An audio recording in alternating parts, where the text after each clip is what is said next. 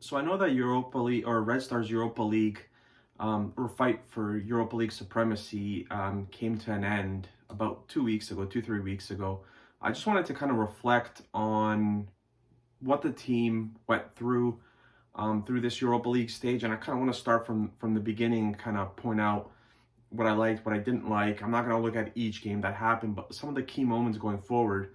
So obviously, drawing the group, you get I don't want to say a favorable group, but it's a group where I think that any of the four teams could have gone through.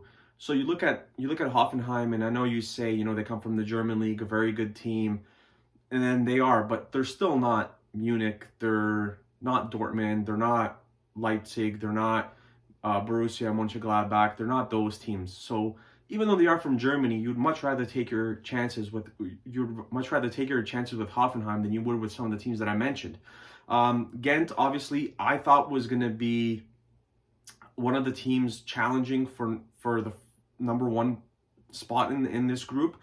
So finishing first, obviously, I thought that they were going to do that. They didn't. They played very poorly throughout the entire group stage. Slovan Liberec, again, a team from the Czech Republic. Czech teams are very good. We've seen what Slavia Prague has done this season. They're still in the tie against Rangers. I believe it ended 1-1 in Prague, and now they're going to go over to Scotland, and they're still very much in the tie, although they're chasing that away goal. But it was a group that was kind of up in the air, so to say. And then, you see the result of Hoffenheim beating Bayern Munich. I think it was 4-1. And you're kind of like, well, maybe this is a little bit more than we had bargained for. So, Red Star ends up losing the first match to Hoffenheim. And I believe that the key for their transformation in this group, or advancing in this group, was the second match where they defeated Slovan Liberec 5-1 at home. I think if they went away, if they lost this match, or if they drew, I think it would have been very hard for them to get out of the group, because now, not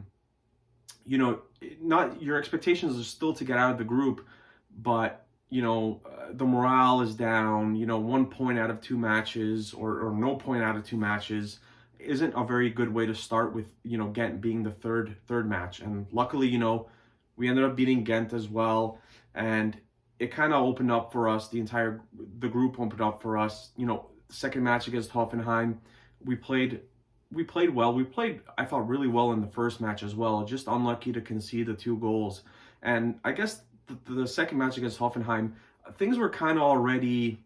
We kind of knew that Hoffenheim was through, and Red Star was pretty much through at that point. It would have taken a miracle for us to not go through. So it was more of a match where, you kind of just want to keep guys in form, and you don't want guys getting hurt. And then the last match against Slovan Liberec in the group, I believe it was Slovan, yes. It was just kind of, again, just wanted to guys to stay healthy. They still played pretty much the starters. And you get away with a 0-0 draw in Czech Republic, and then you're ready to go on through to the knockout phase against AC Milan, and missing Katai for that last match, Slavia Prague. I don't think it's something that we would have, Slovan Liberec. I don't think it's something that we had really prepared for, because we didn't.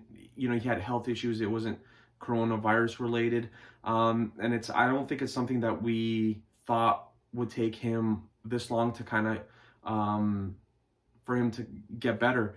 But things worked out the way that they worked out. We didn't have him for the Milan tie, at least the first leg.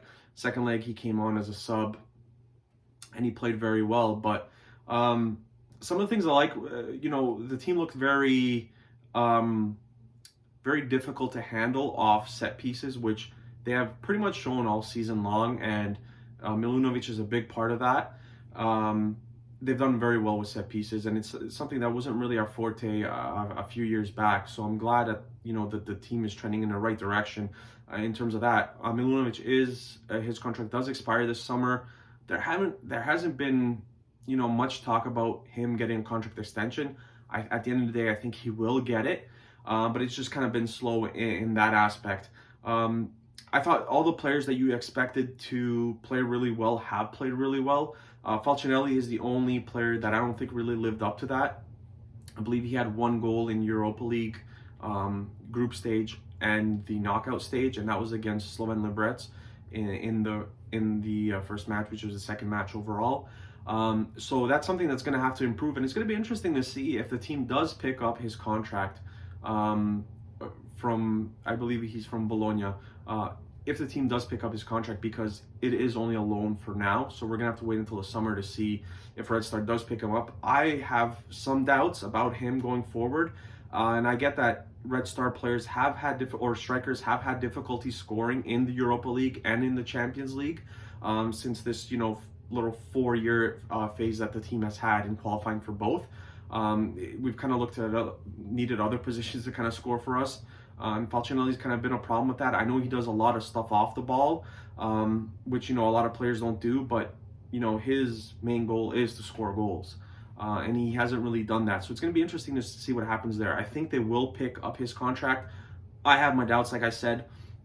Pavko off the bench has been really good. He scored against Milan in that match in the first leg. And he just, I did a little appreciation post of Milan Pavko, and he just, when he gets in the match, he just brings a different energy with him, and there's always something going on when he's in the match. He's always involved in one way or another. He's not the fastest player, but he's always challenging, the center backs and the right backs, left backs. He's always trying to make it really tough for them to play the ball out, which he does extraordinarily well. And Falcinelli does the same type of stuff as him, except Pavko. I don't want to say Pavko actually scores, but he's always the more likely of the two to kind of score. At least that's what I think. And going forward, we're going to see what happens with El Fardu Ben. He's a player that's kind of been rumored to be leaving the club. There was rumors that he was going to leave this past winter, and now obviously the rumors are rampant that he could leave in the summer, 2021 summer. So it's going to be interesting to see what happens with that. Axel Bakayoko is another player that we signed, and he's been injured, so he's going to have to come back and prove himself. Felipe Falco is another player. He's actually suffering from Crvena, and hopefully he gets better, and so is Falcinelli currently. So hopefully they both get better, but Falco's going to have to prove that, he belongs here. And then, you have Kata, you have Kanga, you have Ivanic. A lot of rumors going on with the team, but a few of the positions that they need to address is you need a left back, an alternate left back, probably an alternate right back, maybe one more CDM, and depending on what happens at striker, you're probably going to need a backup striker.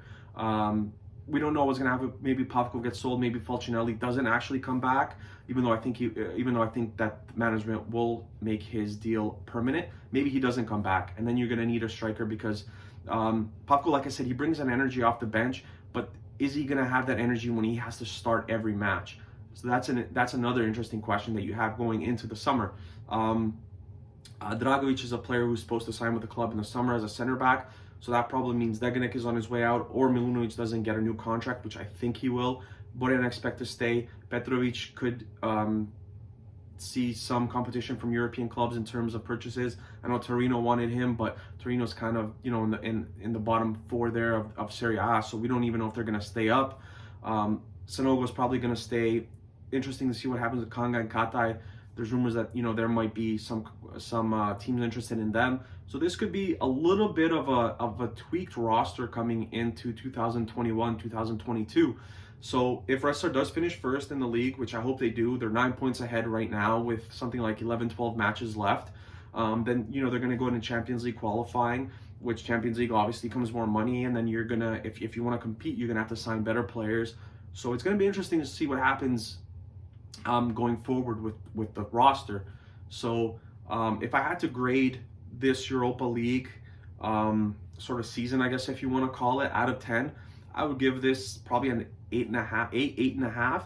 I thought the team was very good. The first goal was obviously to get out of the group. I don't think it wouldn't have mattered who was in the group. The point was to get out of the group. They did that. They gave Milan a really good run, and you could almost say that they were better over the 2 legs. They're just unfortunate they didn't go through.